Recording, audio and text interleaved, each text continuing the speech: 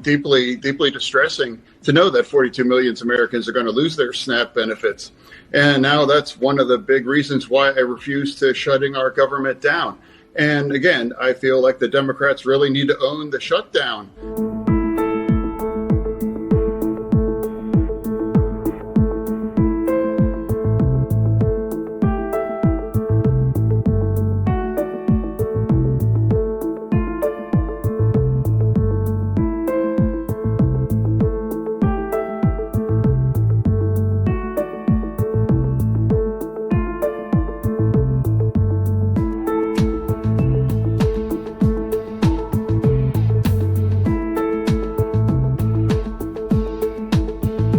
Senators say that bipartisan talks to end this logjam seem to be gaining steam, though an actual agreement is out of reach as of now.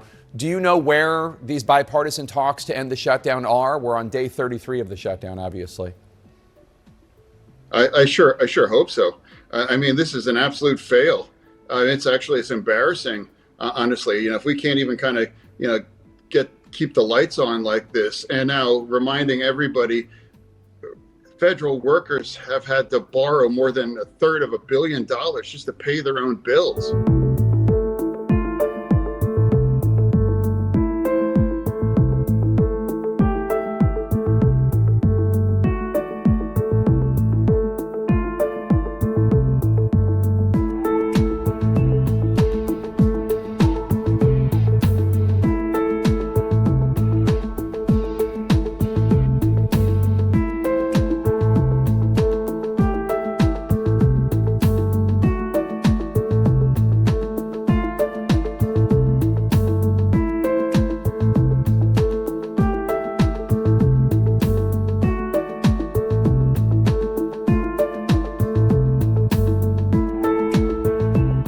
Now, we'll start talking to some of our guests in a moment, but also we need to talk about this government shutdown, which is dragging on and is seeing now air traffic controllers furloughed. That's bad, and welfare benefits due to be cut off from the 1st of November. Democrats thought they were onto a winner with this strategy of withholding the votes needed in the Senate to pass a continuing resolution, essentially supply in Australian terms. But guess what? Not so much. It's not working out for them. Yeah, you might think, given that the Republicans are in charge of both the House and the Senate, that a government shutdown might actually hurt the Republican brand. But in fact, it hasn't. If anything, it's been helped a little bit. Take a look here, the shift in net popularity versus pre-shutdown. When we're looking at the Republican Party overall, that brand actually up 2 points. That's within the margin of error, but clearly it hasn't dropped. Come over to this side of the screen. Look at the net approval ratings for Republicans in Congress. It's actually up 5 points since pre-shutdown. So what we're seeing here is the Republican brand in Congress has actually improved somewhat. And not even CNN's Jake Tapper. Jake Tapper is buying the Democrats' excuses. This is a choice by the White House. This is also, Congresswoman, this is also a choice by Senate Democrats to not vote to open the government. Yes, it is. I understand why they're doing it. They're doing it because they want Medicaid funds restored. They're doing it because they want Obamacare premiums to be extended past the end of the year. I understand the reasoning. Tapper and Americans have woken up to the fact that Democrats are using the pain of ordinary Americans for political gain, and they're happy to see people on so-called SNAP food benefits go hungry in the process. Republicans control the House, the Senate, and the White House. Frankly, this is our only moment of leverage, and although a very unpleasant tool to use.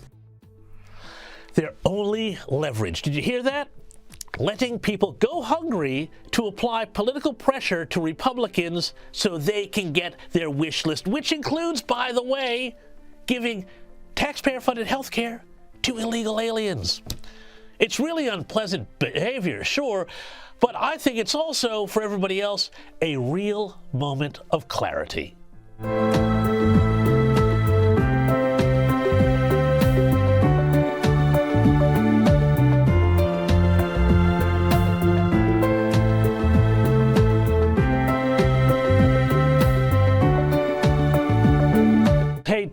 also who is not getting along right now is Republicans and Democrats on Capitol Hill. I spoke at the start of the show about the government shutdown here. Sectors around the country are feeling the effects, but now we're seeing the air traffic controllers and other aviation workers apparently being fed by airlines after not receiving their paychecks. Tell us how the politics of this are playing out, because, of course, they need 60 votes in the Senate, and the Republicans do not have those to keep the money moving here. At what point are the Democrats going to say this is hurting us more than it's hurting the Republicans? Yeah, that's the $64,000 question, because right now both sides think they are winning, and that is a formula for a continued shutdown. Just like the war in Ukraine, you're not going to get people to come to the table until they feel like they get a better deal at the table than they get in the field. Right now, both parties feel like they are getting a better deal in the field and they are winning the battle politically. I don't see it ending anytime soon. I think if you watch the pressure points, airlines is one of them. Air travel, we're coming up on our Thanksgiving holiday here in about 3 weeks, one of the heaviest travel periods of the entire year. Many of the airlines today came out vocally in support of a clean funding deal. Many of the airline unions, which tend to lean Democratic, came out in favor of opening the government along the lines that Republicans have suggested already. So those pressure points will continue to boil. There's pressure points on things like healthcare subsidies and premiums. There's pressure points on food stamps and so other nutrition assistance programs. A lot of different pressure points, but none of them have added up yet to convincing either of the parties to go to the table. So my guess is when you and I talk next week, the government may well still be closed. Well, yeah, that's not great news there if that's the case here. But one of the things that I'm sort of interested in is the polls. The polls seem to be indicating that it's not hurting Republicans in the way that previous government shutdowns that, I've spoken about, we've spoken about, and that I've lived through and watched have in the past. Are Americans becoming a bit savvier to the way congressional systems work, and that just because, somebody like a Gavin Newsom comes out and says, oh, well, they've got control, well, it doesn't mean that they've got a parliamentary control in the same way, that it might somewhere else. Yeah, I think people just realize, who's responsible for Obamacare. We tried to shut down the government and did shut down the government in 2013 because we didn't want to fund Obamacare. And people say, someone's not funding Obamacare, that's Republican. In 2019, we shut the government down over border security. And people are thinking, well, I know who's for border security, that's Republicans. And now we're shut down over wanting to spend more money on Obamacare. And everybody knows who wants to do that.